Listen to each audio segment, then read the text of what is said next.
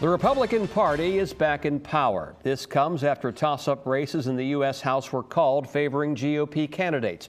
In January, Donald Trump will return as president with the Republican-controlled Congress. The outgoing Congress was the least productive in at least the last 50 years.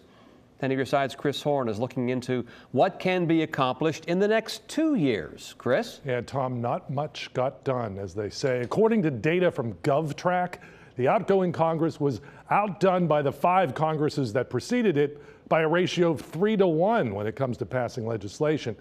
I asked an expert at ODU about the low work product and whether the new Congress will be more productive. The current Congress has enacted fewer than 110 bills into law.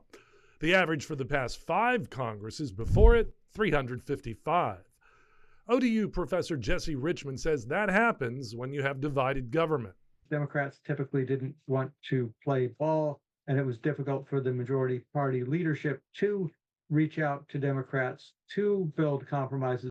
Now the GOP will control both the House and the Senate.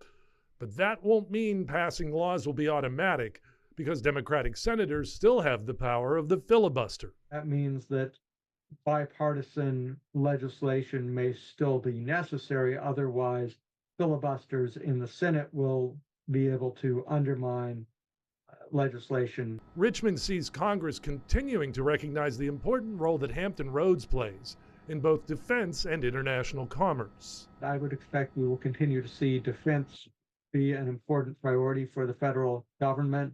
We have multiple conflicts globally that pose important threats. But President-elect Trump has pushed an agenda of heavy tariffs with trade partners, especially China. Trump has been vocal about his support for tariffs that could diminish the extent of U.S. trade, especially if we have tit-for-tat trade wars develop. Now, all 4 House districts that represent our area had incumbents reelected.